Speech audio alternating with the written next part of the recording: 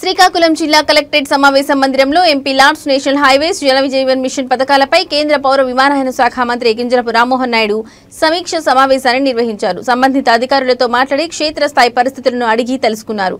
అనంతరం మీడియా మాట్లాడిన రామ్మోహన్ నాయుడు సమీక్షలో కీలక అంశాలను మీడియాకు వివరించారు. పార్లమెంట్ సభ్యుని లోకల్ ఏరియా డెవలప్మెంట్ నిధులకు ఒక ప్రత్యేకత తీసుకొచ్చిన ఘనత స్వర్గీయ కింజరపు ఎర్రన్నాయుడుది అని గుర్తు చేసిన రామ్మోహన్ నాయుడు జిల్లా నలుమూలలకు ఎన్నో కార్యక్రమాల ద్వారా ఆయన చేరువయ్యారు అని స్పష్టం చేశారు.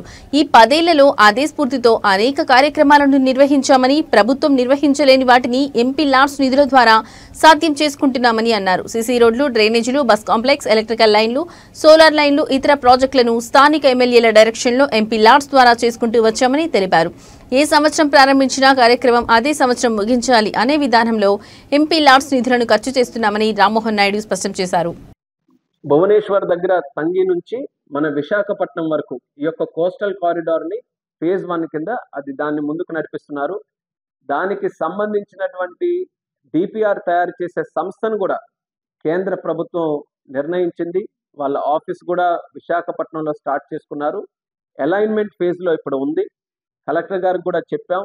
హైవే అధికారులతో కూర్చొని మన శ్రీకాకుళం జిల్లాలో ఇచ్చాపురం నుంచి మన ఇచ్చర్ల వరకు కూడా దాని తాలూకా బెనిఫిట్ ఒక పక్కన కోస్టల్ ఏరియా ఫిషర్మెన్ తో పాటు ఇండస్ట్రియల్ కారిడార్ కూడా తీసుకునే విధంగా పలాసలో వచ్చే ఎయిర్పోర్ట్ కానీ, మూలపేటలో పోర్ట్ కానీ వీటన్నిటికీ కూడా కనెక్ట్ అవుతూ ఈ యొక్క అలైన్మెంట్ ని మనం నిర్ణయించుకోవాలని చెప్పి తెలియజేయడం జరిగింది.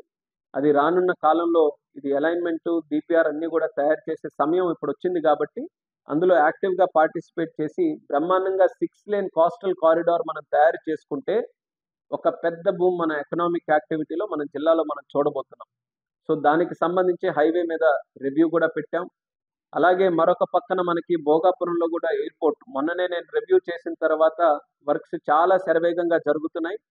జూన్ 2026 నాటికి అక్కడ కమర్షియల్ ఆపరేషన్స్ కూడా స్టార్ట్ చేయడానికి అన్ని విధాలుగా కార్యక్రమాలు చేపడుతున్నాం. అయితే ముఖ్యంగా భోగాపురం ఎయిర్పోర్ట్ కి హైవే నుంచి కనెక్టివిటీ, అక్కడ కావాల్సినటువంటి ఒక క్లోవర్ ఏదైతే ఉందో దాన్ని కూడా ఫినిష్ చేయడానికి హైవే వాళ్ళకి టెండర్స్ మరొక 2 వీక్స్ లో అక్కడ హైవే నుంచి ఎయిర్పోర్ట్కి వెళ్ళేటటువంటి రోడ్ ఏదైతే ఉందో దాన్ని కనెక్ట్ చేయడానికి ఆ వర్క్ మీద కూడా టెండర్స్ అన్ని కూడా స్టార్ట్ చేయడం జరిగింది. వీలైన త్వరగా వర్క్ స్టార్ట్ చేసి ఎయిర్పోర్ట్ ఓపెన్ అవ్వక ముందే అటు వైజాగ్ నుంచి వచ్చి ఎయిర్పోర్ట్కి ఎగ్జిట్ తీసుకోవాలన్నా, శ్రీకాకుళం నుంచి వచ్చి ఎయిర్పోర్ట్కి ఎగ్జిట్ తీసుకోవాలన్నా సరే మిగిలిన ట్రాఫిక్కి ఇబ్బంది లేకుండా హైవే ద్వారా వాళ్ళు ఈజీగా కనెక్ట్ అవ్వడానికి ఆ టర్న్ అరౌండ్, ఆ క్లోవర్ అదంతా కూడా మే నాటికల్లా పూర్తి చేయాలని ఒక నిర్ణయం తీసుకున్నాం. అది కూడా ప్రాపర్గా వర్క్లు అన్నీ కూడా జరుగుతున్నాయి. ఇక శ్రీకాకుళంలో నేను చెప్పినట్టు ఆల్మోస్ట్ 180 కిలోమీటర్స్ వరకు నేషనల్ హైవే తాలూకా లిమిట్ మన బౌండరీ అనేది మన శ్రీకాకుళం జిల్లాలో ఉంది. ఎక్కడికక్కడ కొన్ని బ్లాక్ స్పాట్స్ ఉన్నాయి. మీరు కూడా తరచూ ఎక్స్పీరియన్స్ చేస్తుంటారు. కొన్ని సందర్భాల్లో హైవే తాలూకా అలైన్మెంట్ ఎలా వచ్చిందనంటే అక్కడక్కడ ఎక్కడైతే సైడ్ రోడ్స్ కనెక్ట్ అవుతున్నాయో, మేజర్ జంక్షన్స్ ఎక్కడైతే ఏర్పాటయ్యాయో అలాంటి దగ్గరలో యాక్సిడెంట్స్, హైవేస్ కూడా విస్తీర్ణంగా ఈరోజు బ్రహ్మాండంగా గడ్కరీ గారు కట్టిన తర్వాత ఫాస్ట్ వెహికల్స్ వచ్చాయి, స్పీడ్ వెహికల్స్ తాలూకుది పెరిగింది. దీంతో యాక్సిడెంట్స్ కూడా కొంతవరకు అక్కడక్కడ కొన్ని బ్లాక్ స్పాట్స్ తయారయ్యాయి. ఆ బ్లాక్ స్పాట్స్ కూడా తగ్గించడానికి పీడీ ఎన్హెచ్ఏ గారు వస్తే ఆయన కూడా తెలియజేశాం. ఎక్కడెక్కడైతే బ్లాక్ స్పాట్స్ ఉన్నాయో ఇన్ఫ్రాస్ట్రక్చర్ వైజ్ ఏదైనా అడిషనల్ గా అక్కడ చేయాల్సింది ఉంటే అది కూడా చేయమని, దానితో పాటు మెయిన్ గా నైట్ టైం కొన్ని దగ్గర యాక్సిడెంట్స్ అవుతున్నాయి కాబట్టి లైట్స్ అది కూడా హైవేకి సంబంధించిన అంటే హెవీ మాస్క్ తో హెవీ లైటింగ్ ఏర్పాటు చేయాలి. సో వీటన్నిటి మీద దృష్టి పెట్టి అది కూడా చేయమన్నాం. హైవే కూడా బ్యూటిఫికేషన్ చాలా ఇంపార్టెంట్. అది హైవే బారున కూడా ఎక్కడ మనం చూసినా సరే మనకి అద్భుతంగా ప్లాంటేషన్ చేసే అవకాశం మీడియన్స్ లో, మిడిల్లో ఉండే మీడియన్ లో కానీ సైడ్ ఉండే ఏరియాస్ లో కానీ ప్లాంటేషన్ బ్రహ్మాండంగా చేయొచ్చు. సో ఆ ప్లాంటేషన్ మీద కూడా మన శ్రీకాకుళం జిల్లాలో దృష్టి పెట్టమని, దానికి కూడా ప్రత్యేకంగా ఒక ప్లాన్ డిజైన్ చేయమని కూడా పీడీ గారికి కూడా చెప్పడం జరిగింది. రానున్న రోజుల్లో మన ఎన్హెచ్ఐ మీద ఉన్న ప్రాజెక్ట్స్ అన్ని కూడా శరవేగంగా చేయడానికి ఒక మిషన్ మోడ్ లో తీసుకొని వెళ్తాం. ఏదైతే నర్సన్నపేట నుంచి ఇచ్చాపురం వరకు 4 లేనింగ్ ఉందో అది 6 లేనింగ్ చేయడానికి అది ఆల్మోస్ట్ నేను ఒక 5 years నుంచి ఫాలోఅప్ చేస్తున్నాను.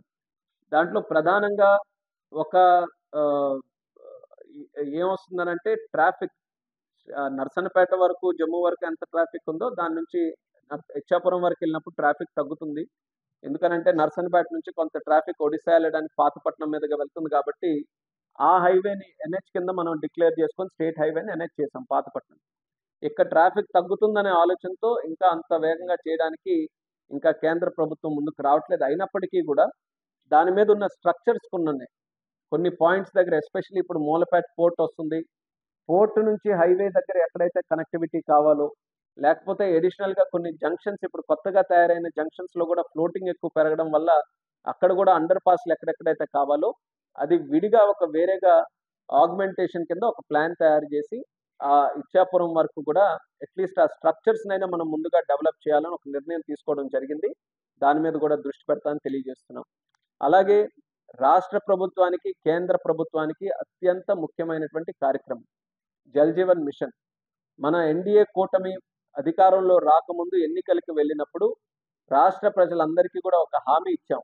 ఇంటింటికి కూడా కొలాయి ఇచ్చి స్వచ్ఛమైనటువంటి త్రాగునీరు ఇంటి వరకు కూడా తీసుకొని వస్తామని తెలియజేశాం. దానికి కట్టుబడి ఉండి కేంద్ర ప్రభుత్వం నరేంద్ర మోదీ గారు ఒక బ్రహ్మాండమైన పథకం పెట్టారు జల్ జీవన్ మిషన్ అని.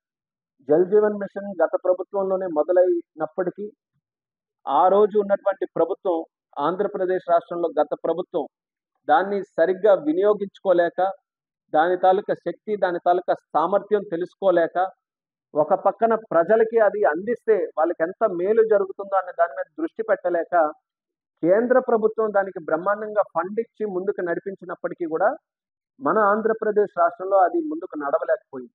ఇప్పుడే రివ్యూ చేసుకుంటే మనం చూస్తున్నాం ఎన్ని గ్రామాలకి చేయాలో అది మనం లెక్క వేసుకుంటే కనీసం ఆ రోజు మొదలైన దానికి ఒక 10% కూడా మనం కంప్లీట్ చేసుకోలేదు.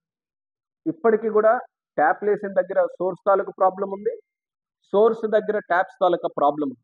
అందుకనే మళ్ళీ చంద్రబాబు నాయుడు గారు వచ్చిన తర్వాత రాజకీయాలు కానీ గత ప్రభుత్వం చేసిన తప్పులు కానీ వాటిన్నిటి పక్కన పెట్టి in the interest of the people అది ఎట్టి పరిస్థితుల్లో జల్ జీవన్ మిషన్ ప్రోగ్రామ్ మనం చేయాలి, ఇంటింటికి కొలాయి ఇవ్వాలని ఏవైతే అన్ఫినిష్డ్ వర్క్స్ అన్స్టార్టెడ్ వర్క్స్ ఉన్నాయో దాన్ని ఫ్రెష్గా మళ్ళీ శాంక్షన్స్ కూడా ఇచ్చి ఫైనాన్షియల్ క్లోజర్ దానికి ఇచ్చి ఆ స్కీమ్స్ అన్నీ కూడా రివైవ్ చేసి మళ్ళీ ముందుకు నడిపిస్తున్నాం. ఈరోజు జల్ జీవన్ మిషన్ ప్రతి జిల్లాలో నేను ఇక్కడ శ్రీకాకుళంలో నేను రివ్యూ చేశాను కానీ చంద్రబాబు నాయుడు గారు ఎప్పటికప్పుడు ప్రతి జిల్లా తాలూకుది ప్రతి ఏరియా తాలూకుది ఈ యొక్క ప్రోగ్రెస్ని కనుక్కొని మళ్ళీ కేంద్ర ప్రభుత్వానికి కూడా అది తెలియజేసి అక్కడి నుంచి ఫండ్ తీసుకొని రావడానికి రాష్ట్ర ప్రభుత్వం కంటిన్యూస్గా ఫాలోఅప్ దీని మీద చేస్తుంది.